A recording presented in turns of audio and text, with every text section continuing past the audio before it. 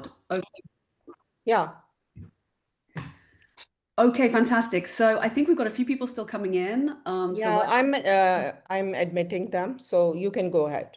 Okay, fantastic. Thank you. Okay, right. So we've been very excited about this talk. As you all know, we are starting into a series of talk with the Global Science Portal. And because this is such a key thing about the portal, we're so focused. I think one of the aspects of the portal is to bring careers advice and also networking help to the community. And so one of the things we've been very excited about having the fabulous Professor Ralf Kaiser come to talk to us about careers. This is something that's so it's such a great honor to have this actually, because Ralf has been, I think, has worn very many hats, I think you would say, Ralf, over your career. I've worn a number of different hats, yes. Worn a number of different hats, because this is someone, so you have worked in academia in various different establishments. You have worked as the head of physics section for the International Atomic Energy Agency.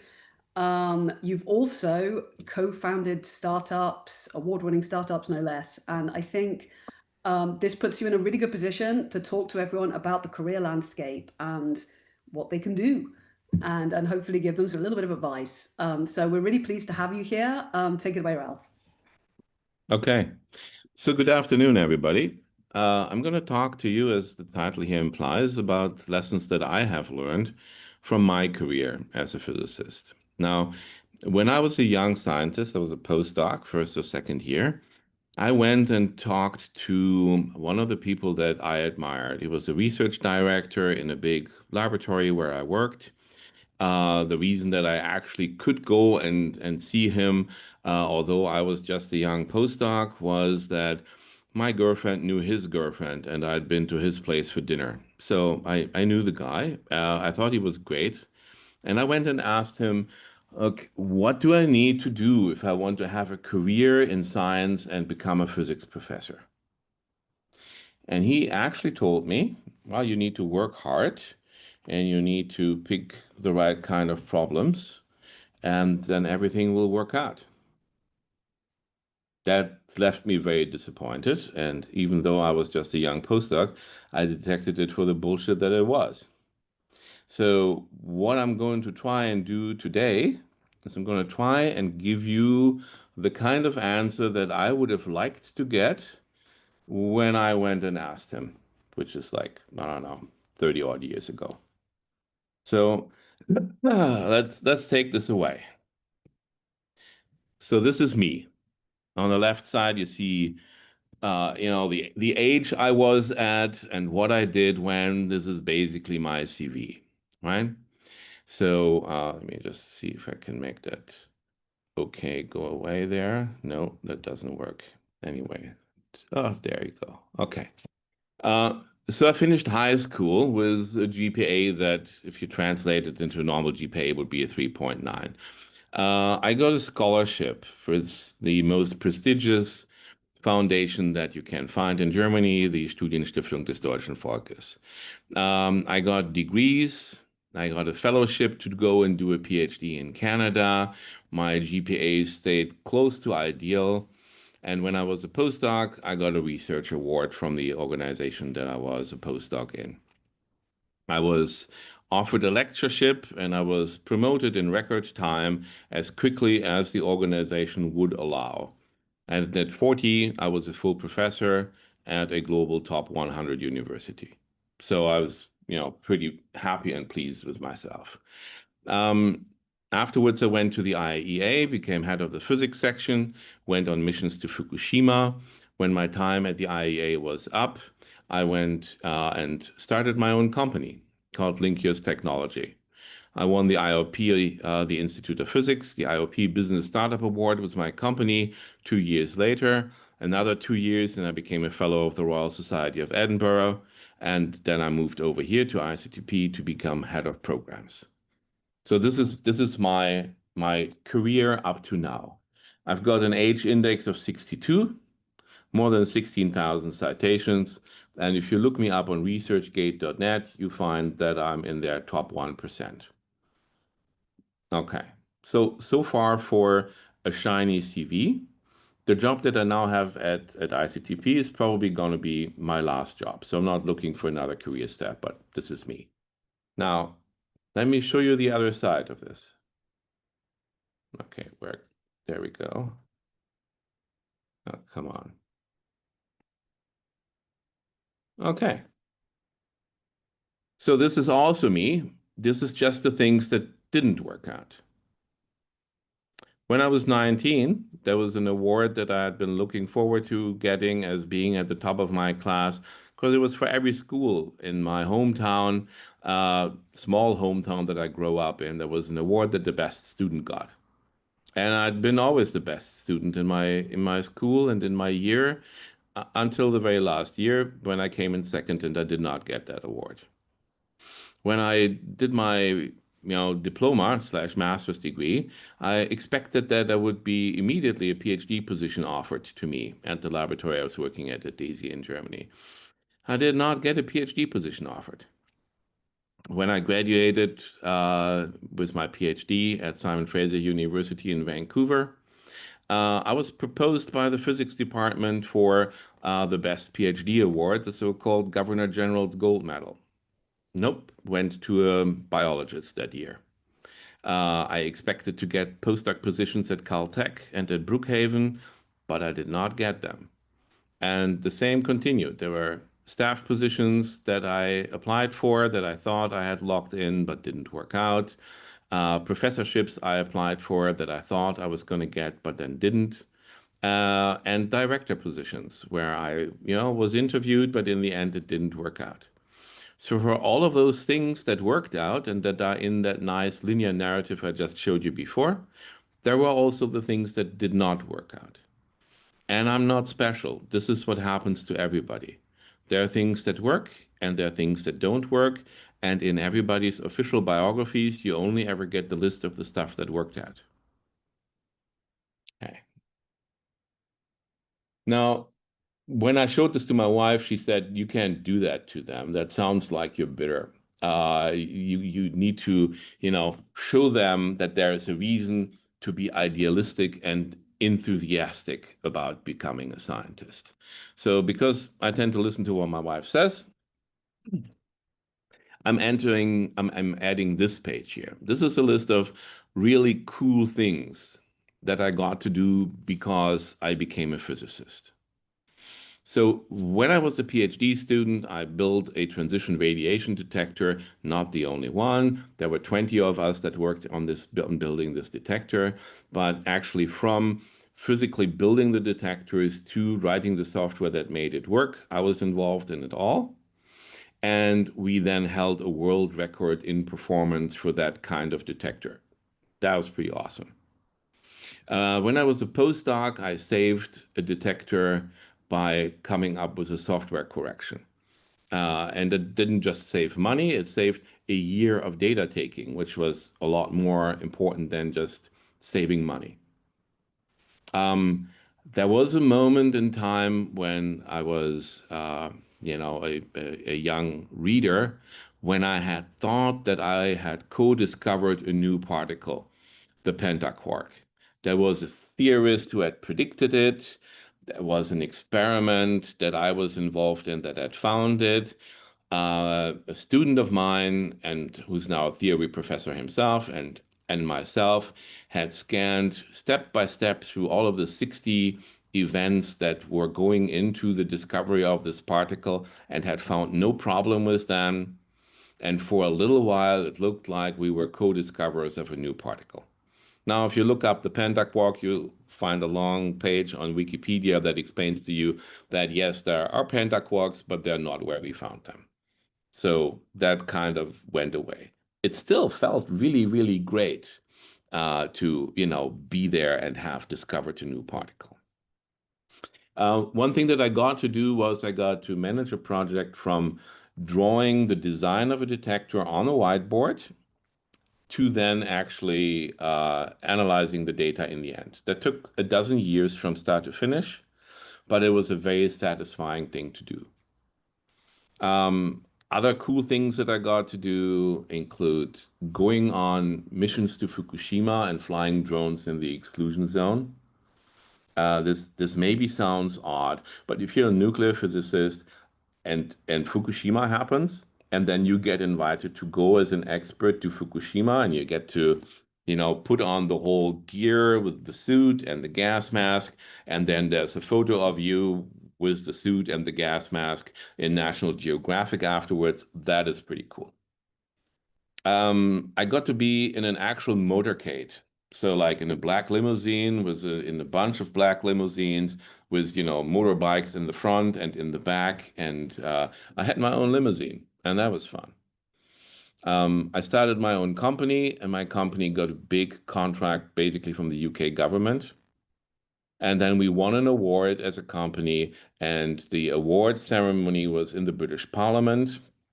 And I got a tour from my local member of parliament who was there, who gave me a tour to, the British Parliament. And that was just fun.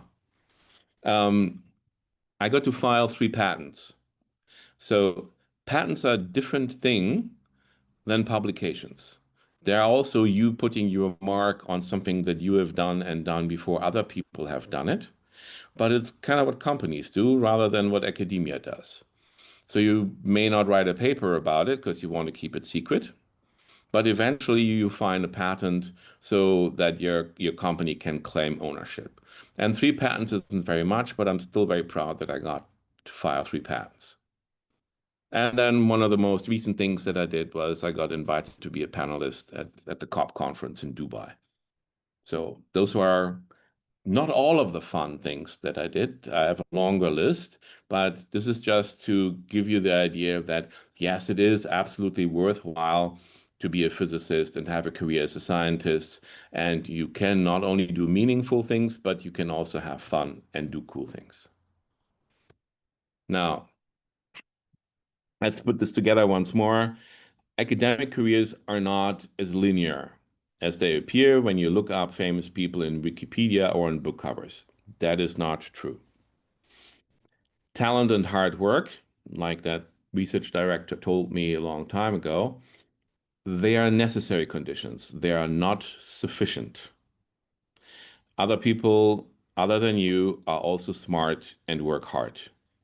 There's also being at the right place at the right time, knowing the right people, and plain old luck. And to quote one of my best friends, who happens to be a very, very successful lawyer, it's all just luck, but it's always the same people that are lucky. Now, I'm going to tell you a little bit about physicists' careers in general. I'm going to tell you a little bit about culture, and then I'll step you through, step by step, through the typical steps in the career of a physicist in academia. So this isn't going to be a big talk about having a career as a physicist by starting a company. That might be another talk I might do in the future. But I'll give you, first of all, a general idea. So the logo on the top right is from Perplexity. That's the favorite AI tool that I use at the moment. And I like to use it because it gives you the sources where it finds stuff. So you can look up the sources where the information comes from. You can look up that about 10 to 15% of physics PhDs eventually become tenure track faculty. The same number, about 10 to 15%, start their own company. Roughly the same number, about 15%, end up having a job title that includes the word engineer. And about 10 to 15% end up working in data science and finance. Now, there might be an overlap here between the engineer people and the data science and finance people. These 4 categories aren't completely mutually exclusive. And everybody else ends up in non-tenure track academia, government labs, industry jobs, high school teachers. Those are the main categories. The most probable thing that happens if you get a physics PhD is that you will work in industry or in research, but not as a tenure track faculty. And that is 2/3, 60%.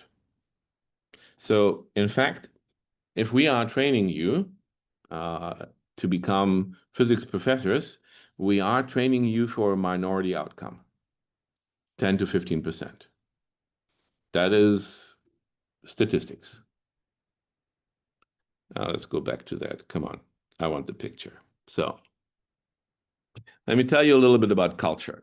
So those are a bunch of finance bros. They're wearing the same Patagonia vests, the same jeans, the same blue shirts. Is probably somewhere near a stock exchange or somewhere in a financial center. They all kind of look the same. And you look at them and you go and you see, okay, they've bought into this culture of being finance people. That's why they dress the same and basically wear a uniform. And there is this culture that I can't really relate to, but I clearly see that that is happening. Now let's have another look at culture. Now, come on. Think I made the transition too slow. Right. So this is kind of how the rest of the world sees scientists. They actually do see scientists like this. This is geeky people that do not really look into the mirror when they get dressed. And absolutely, to some degree, this has the ring of truth. I mean, this Green Lantern t-shirt I used to have. Like, I literally wore that Green Lantern t-shirt. And I might have had two.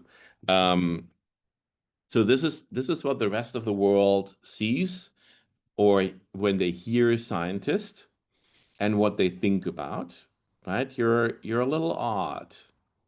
Now think about what you think the culture of being a scientist means for you. I'll give you a couple more pointers here. So statistically speaking, it is true that mathematics students are about 7 times more likely to have autism than others. That's just basically a filter.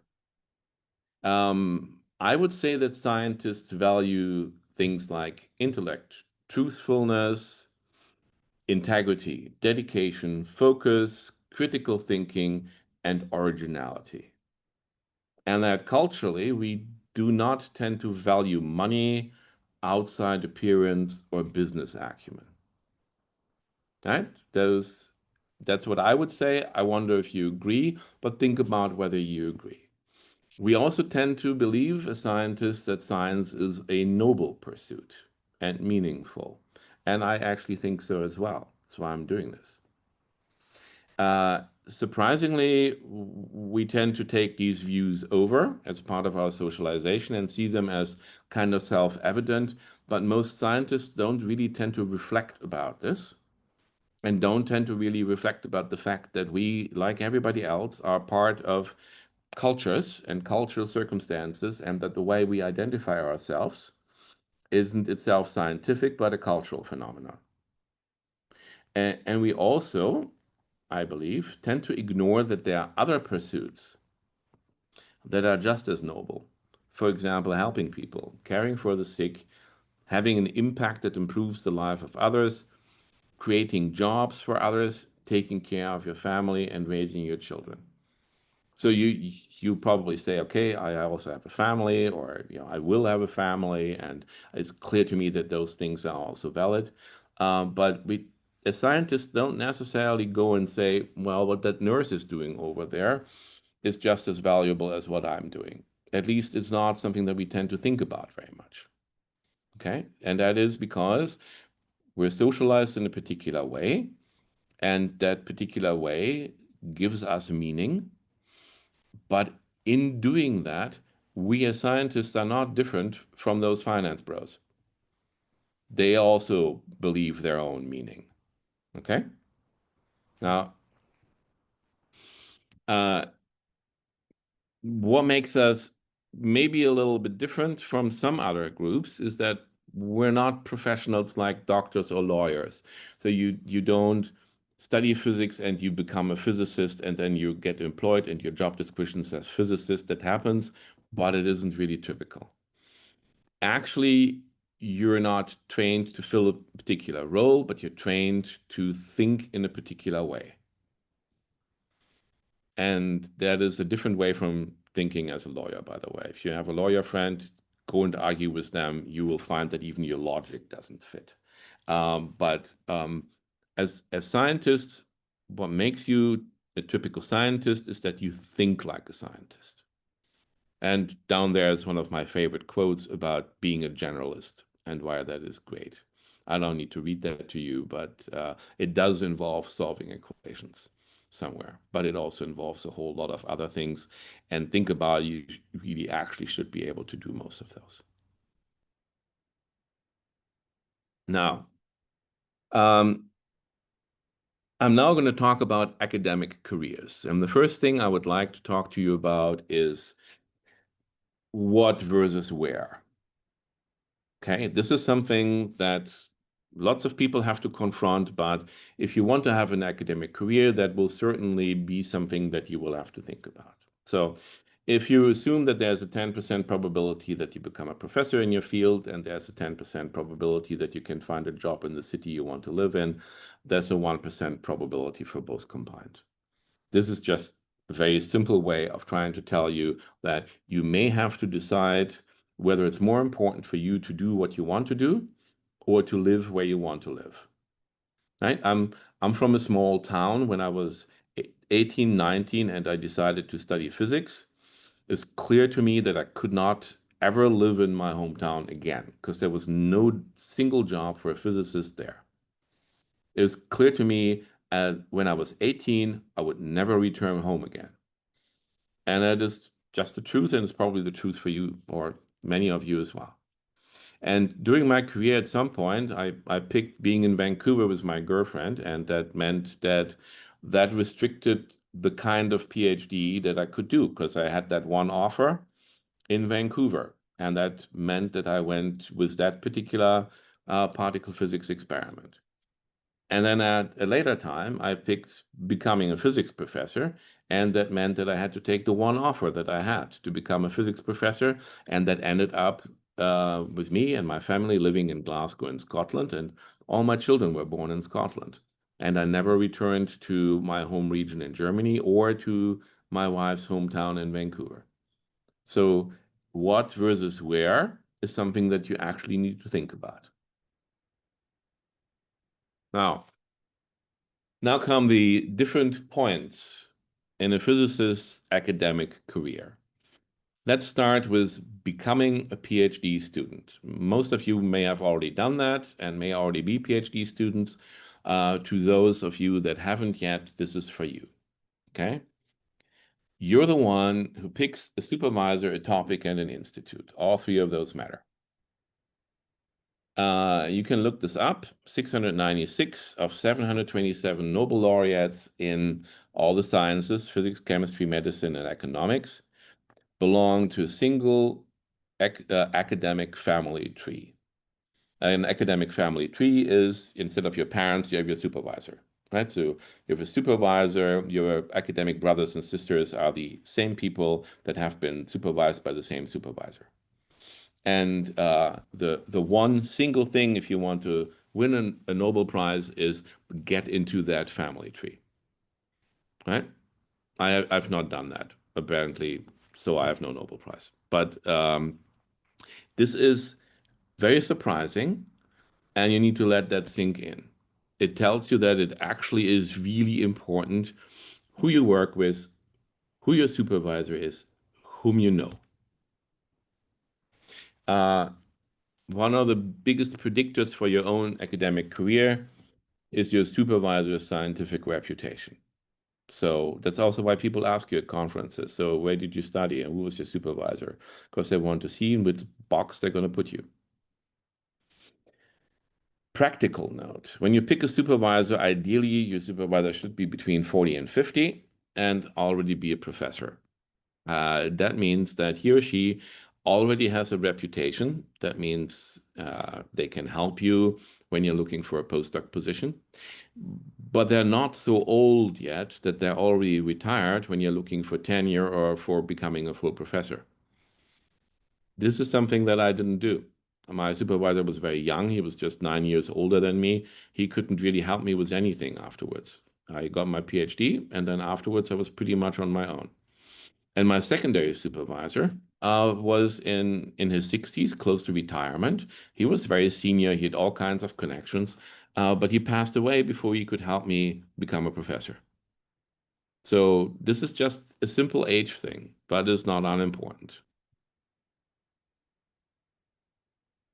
Your second inflection point. So now you're almost done with your PhD and you're looking for a postdoc position. So you will pick another supervisor, a topical area, and an institute. Again, all three matter, but now your institute matters more than it did before, because it needs to look good on your CV.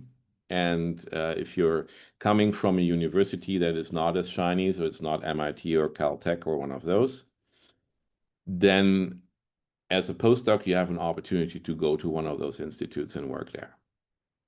If you can, try and get an award fellowship, something with a name. So that's an example from Caltech. They also usually pay better. And they're looking good on your CV, and that is just a helpful thing. And there's more of these award fellowships out there than you think. Okay. I applied for 3 and I got 2 offered back in the day. Is it better to leave your institute? Yes, it is. Because that shows that you've learned in different places. And in a sense, the training for scientists is a little bit like that of medieval craftsmen. And you learn as you travel and you learn from different places. You build your network that becomes bigger in that way. And this can personally be difficult. Maybe you have a family. Maybe you don't actually want to move. So you need to have a look at what the pros and the cons are for you. You should only do a 1-year postdoc if that is a truly outstanding one that is at a place that is really famous and will really make your CV shine. Other than that, go for a 3-year postdoc because you need some time to find your feet. You need a second or third project to work on. Getting things published takes about a year. So if you're there and you do work for a year and then you get the second year to get your paper out, then you're just getting your papers, your first couple of papers as a postdoc out by the time you are starting to look for your next postdoc or a faculty position. If it's just 1 year, then at the end of that year, you've probably got nothing published. So that's why it's just a logistics thing. Now, a little bit about working as a postdoc. Okay, so if you're a postdoc, this is the most competent as a scientist you're ever going to be. You'll be working the longest hours. You'll be spending more time on research than you will do afterwards, and you'll be more independent than you have been before. This is going to be a period where you work very hard, but you should enjoy it because it doesn't come back. You should work on more than one topic. If you stay in the same topical area as your PhD, do something else. So if you've done hardware as a PhD student, do software as a postdoc so that you become more balanced as a researcher. Don't be too specialized. If you can find a project to put your name on, for example, a proposal for a big experiment, or anything that you can claim as this is mine. Doesn't have to be only yours. You can do this in a group with other people. Do that. That's a good thing. Now, conferences are to meet people. As a postdoc, you need to network. It doesn't hurt when you're already doing that before as a PhD student. Now, as a postdoc, it is a necessity and you have to do that. Okay, you need to know. So you're not going to a conference now to learn from the talks. If you don't already know what's in the talks before you go to the conference, you're not doing your job right. You're going to the conference to meet the people that are giving the talks. So you're going for the coffee breaks, the dinners, and for the drinks with the people, not just the senior and the famous people. Also, people your age and at your level. Other postdocs are going to be your professional network. you should work on your presentation skills. Really. Like, don't think that just making a couple of slides is going to be good enough. Attend seminars, do a training course, really learn to present well, to draw people in. If you're going somewhere, try and give plenary talks, and afterwards talk to people that find your talk interesting.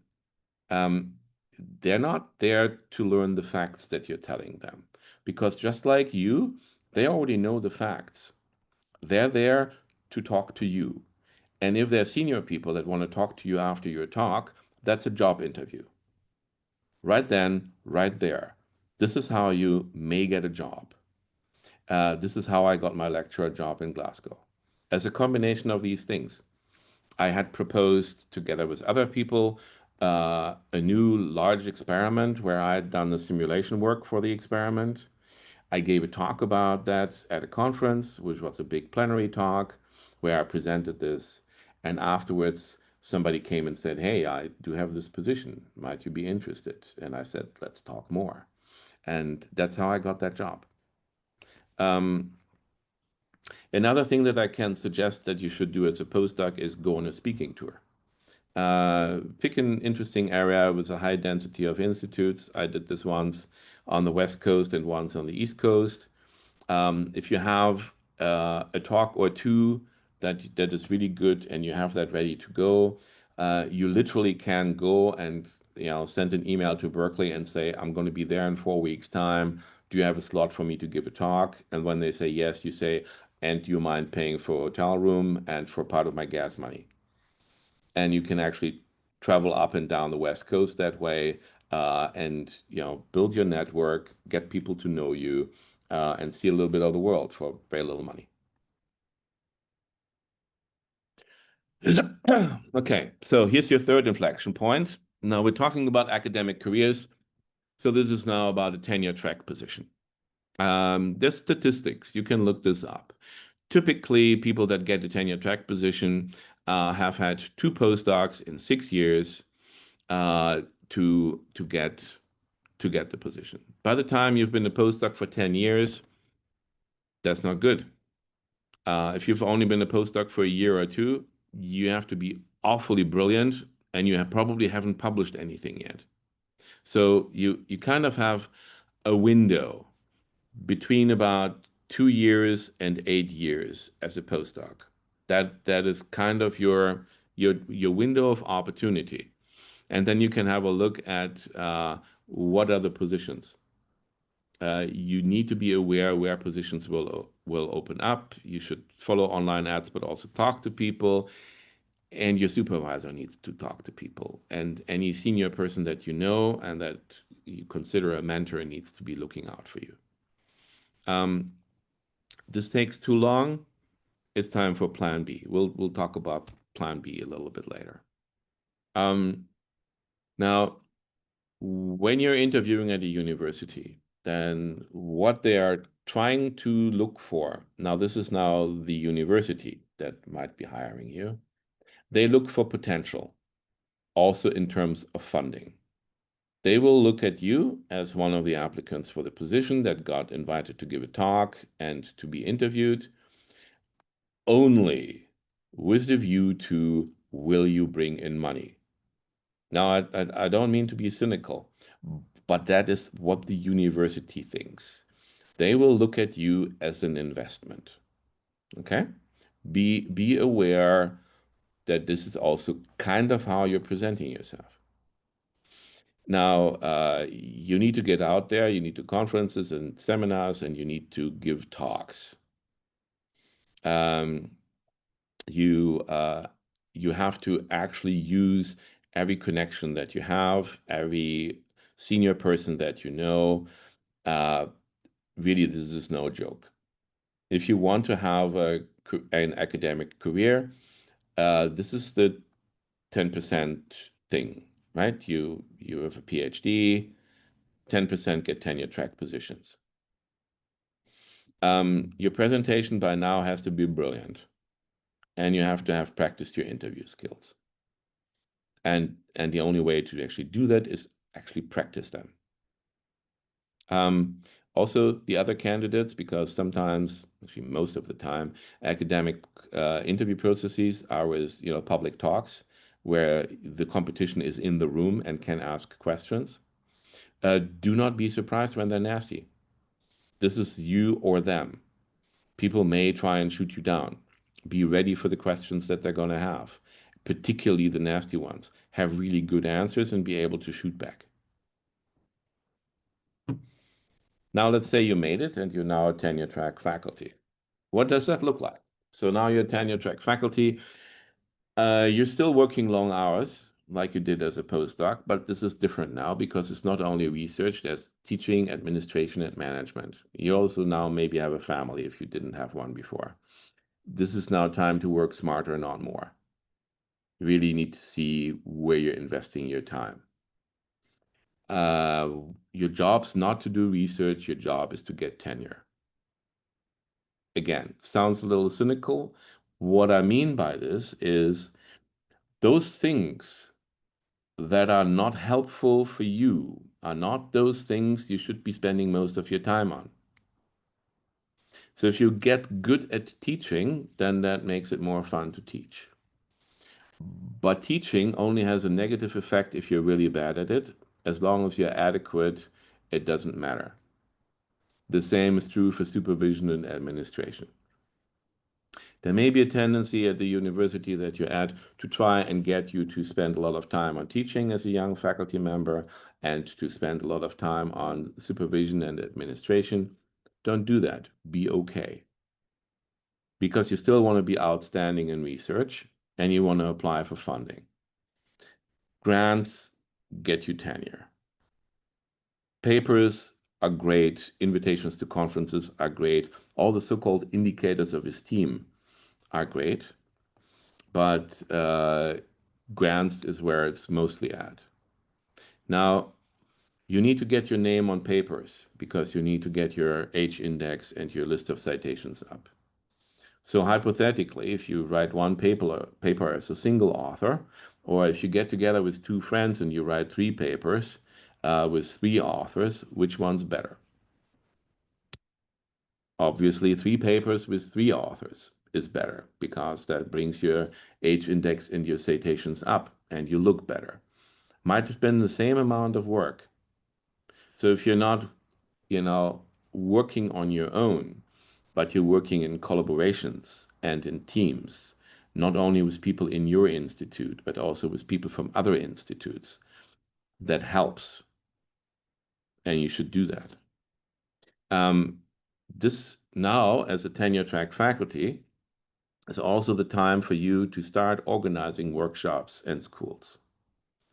The other speakers are your network. This is an opportunity for you to invite people more senior than you to an event that they want to come to.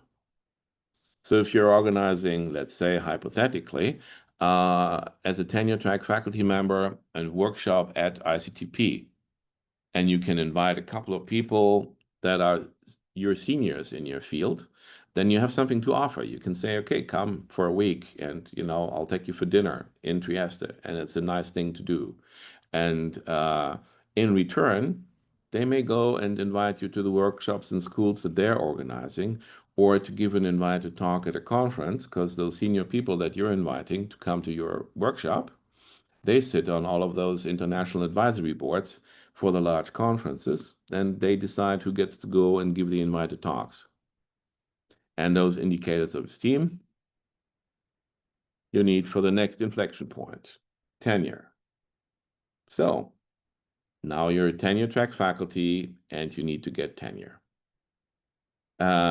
You need an H index of more than 18. That's at the moment kind of the established rule. Some countries like the US are taking that more seriously than some other countries. But I've been on enough, committees or written letters of reference for people that were going for full professorships by now, that this is the guideline that I have run into. Your grant income should be higher than average.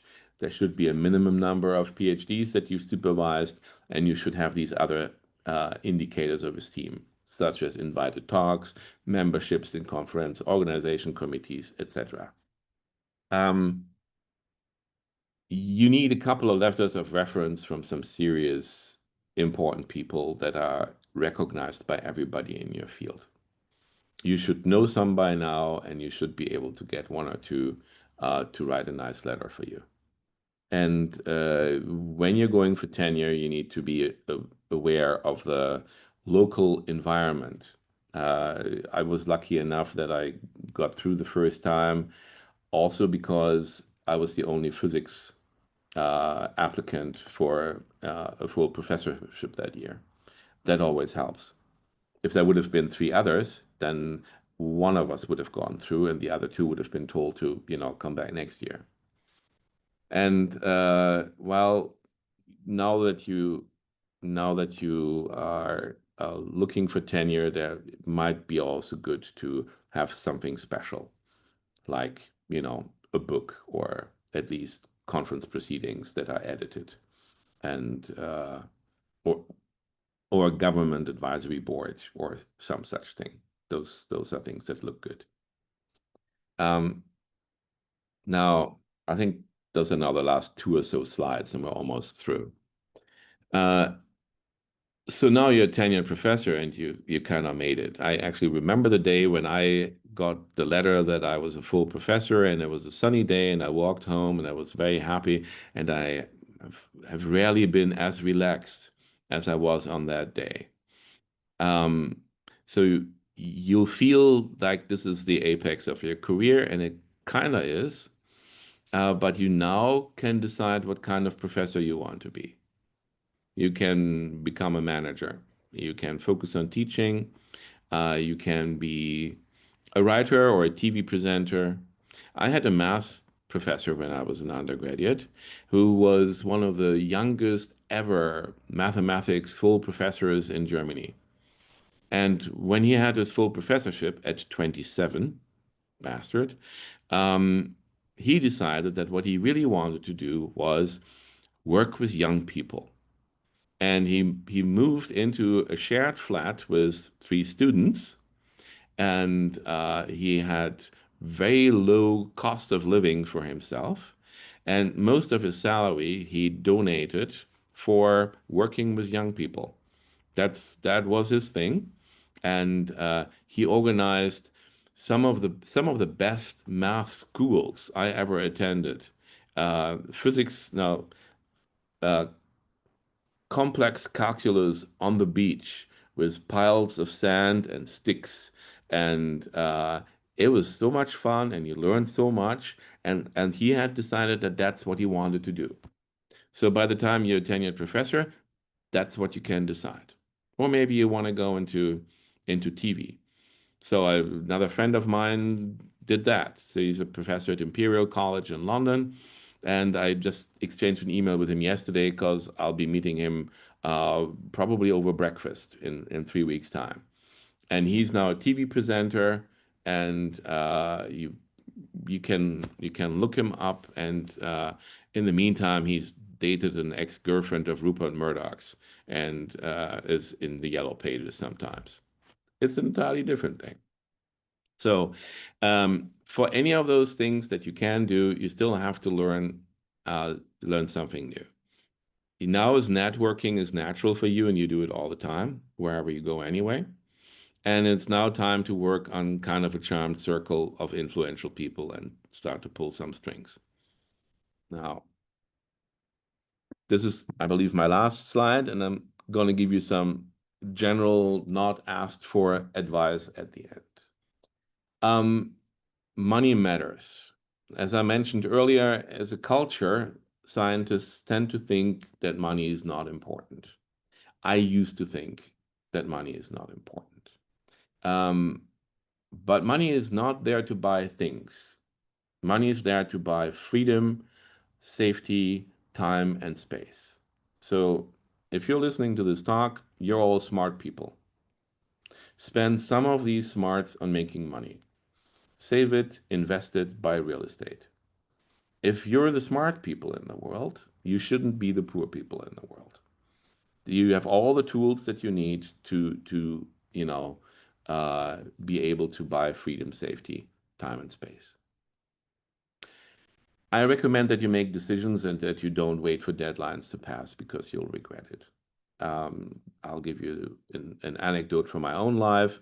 I was going to apply for a Fulbright fellowship to go spend a year in the US when I was a student. I had the paperwork. I had absolutely everything that I needed to get that. I had the grades. I had the Studienstiftung scholarship. It would have been totally golden.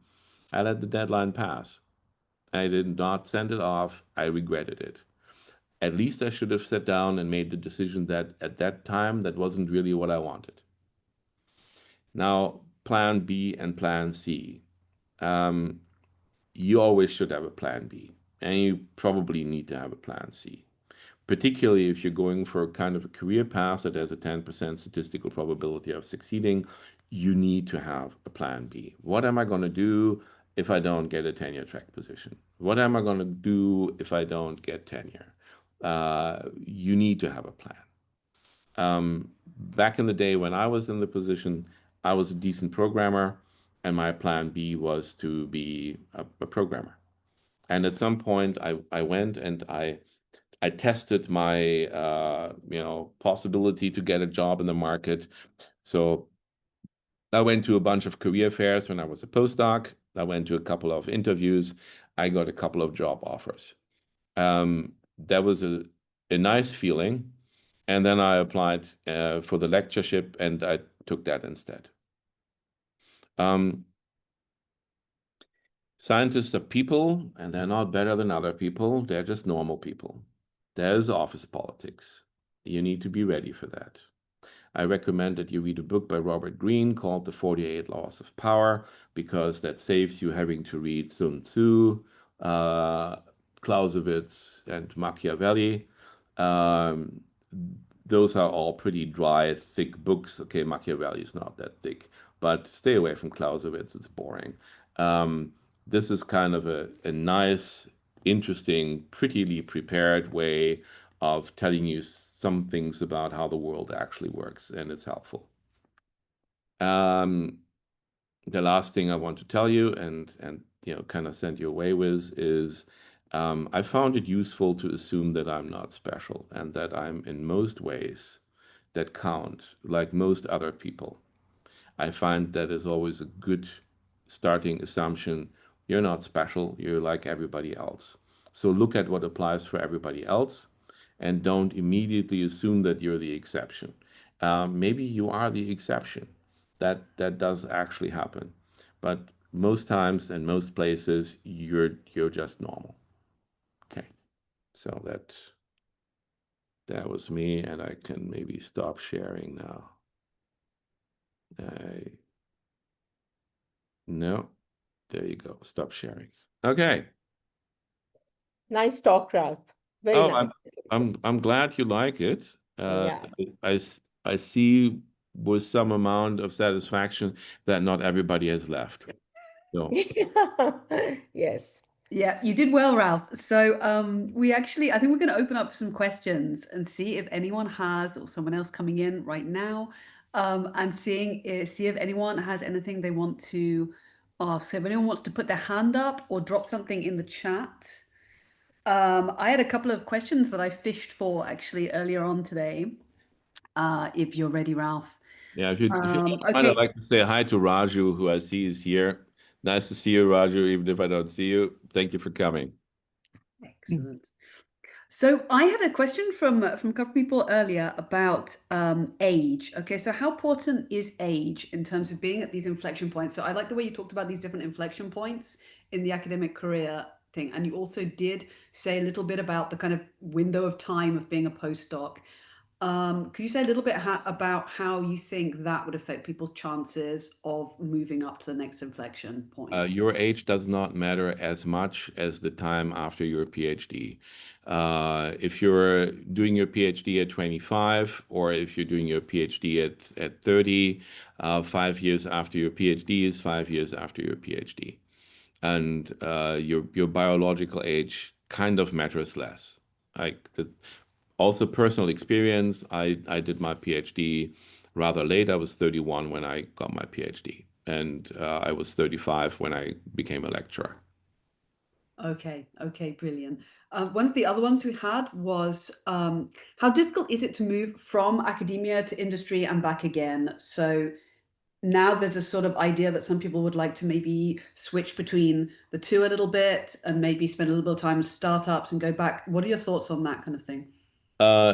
It's become much better than it used to be, but it is still not without problems. So I started my company when I was 50 and a full professor, and I maintained my full professorship, and my company for the first year bought me out. So I had nothing to do at the university because my company paid my salary. And that's a model that is a model that can work. If you're as a scientist or already as an established academic are starting a company, that's kind of a different talk that maybe I can give it another time. But one thing that happens is business people will think that you're not a business person, that as a scientist you're hopelessly naive, that you are probably not qualified to run a business.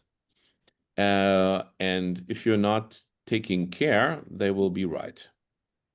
I When I started my business, I prepared myself by doing a 1-year postgraduate course by the Financial Times, basically for management and governance. I learned about the legal background of running a company in the UK.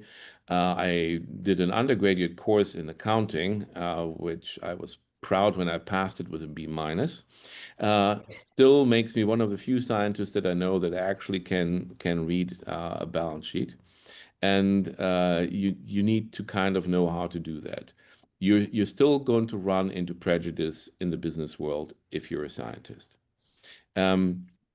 Going back and forth between starting a company and academia, you can do nowadays. I've seen people do that. It still is a little bit easier if you're either established as an academic and then you start a spin-off company or several, or if this is what you do when you're relatively young and you do this instead of an academic career. And then once your company has made it and is successful, you pick up an adjunct professorship somewhere. Both of those things I think can work. Yes. Okay, and there's one more. I've got one more from here. What do you think about people who actually want to move field? So, for example, now obviously we have much more kind of mixing between different fields. What would you say about that? How is that viewed?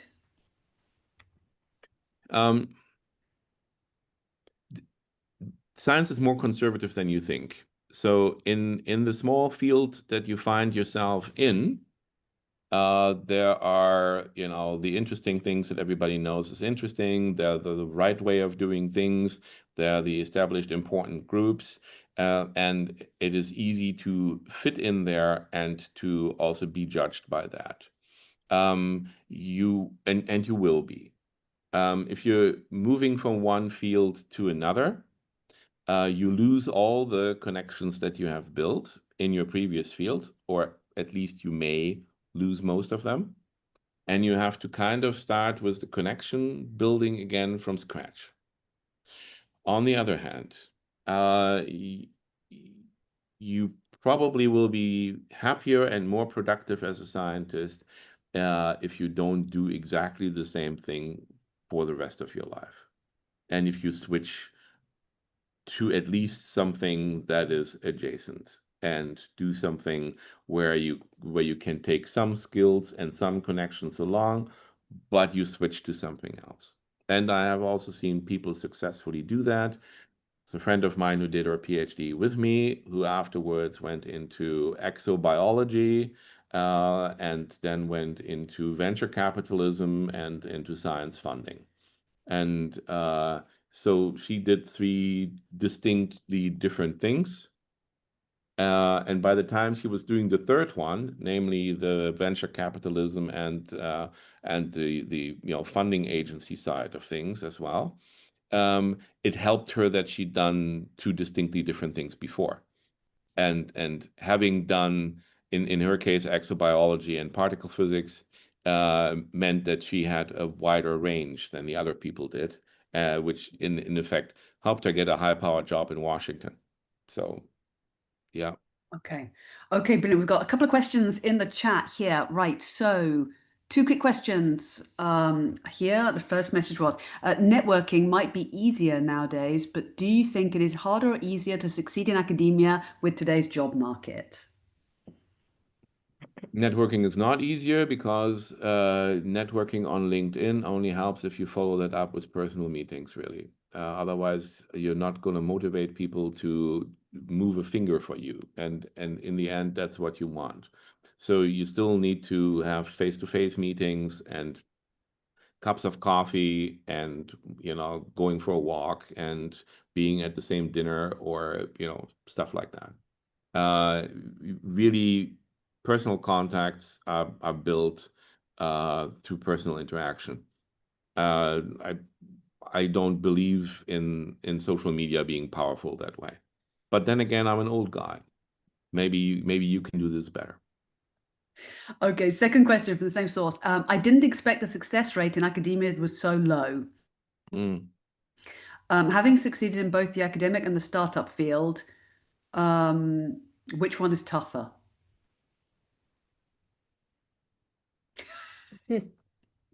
Woo! When I was a postdoc, I had weeks where I worked 100 hours and hardly slept because I was responsible for a big experiment, and I just worked and worked and worked, and that was really hard, and I haven't worked that many hours since. When I had a small company with 8 people, I was responsible for their salary, and if I wasn't gonna get money in through the door, which meant the next grant, the next research contract, the next contract to do a simulation for anybody, I might have to let them go, and they might not have a way to pay their rent. It's a different level of stress, but it is not less stressful to have a company. If you're starting your own company, that is what you're doing for a couple of years, and you're not really doing anything else. Okay, Yeah. okay, good, nice. So from another source, from L, we've got, what advice do you have for someone who is considering a second PhD as a way of switching research field? See if you can get a postdoc in that field instead, because it pays more and is shorter. And you know from your first PhD that getting a PhD is a painful experience that you pay for with blood. And why would you want to do that to yourself for a second time? Now, this is my personal opinion, and it comes with the caveat of my personal opinion and how I think. And I tend to expressing things in a somewhat colorful way. Okay, in your personal circumstances, that might look differently. And if you're here at the Institute, I'm happy to have a cup of coffee with you. Okay, brilliant. Thank you. We've got another one here. Sorry, Ralph, we're just firing these at you. Okay, so I obtained my PhD at the age of 40, and 2 years later, I secured a tenure-track lecturing position in Nigeria. However, I'm still exploring opportunities for a postdoctoral position in Europe. Do you think that's a good idea, sir? From Femi. So I've kind of statistically seen that the age of scientists doing their PhDs in Nigeria is higher than in other countries. I don't quite understand where that is, but I've seen that many times. So I don't find your PhD at 40 so unusual. If you can combine doing a postdoc in Europe with a leave of absence from your university in Nigeria, then that might absolutely be worth doing.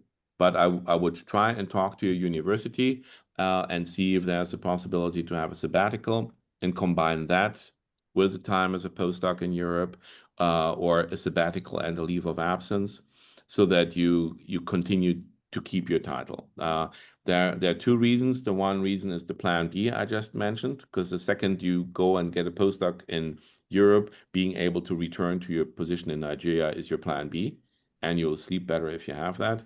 The second one is quite a famous theorist once told me, once you have a professor title, never give it up. Okay, we've got one more. Okay, here we go. So I wanted to ask, how do you tell the difference? How do you tell the difference when you are the exception or not? How would you assess which things are worth doing when you have such a low chance of success? I think this refers to the probability. Am I right in saying, Samuel, refers to the probability of actually getting a tenure track position or getting tenure? Okay, so there's the thing that if you don't try it, you have 100% probability that it's not going to work out. I'm not trying to tell you that you shouldn't go for it. I'm trying to tell you that you should go for it with open eyes and have a backup plan, because you'll actually feel better, you'll do better interviews, and you'll come across as more relaxed and confident when not your entire life and being is hanging on this one thing. Generally speaking, if you have options, you'll get more options. So if you have a plan B, that actually improves your chances that you're the exception.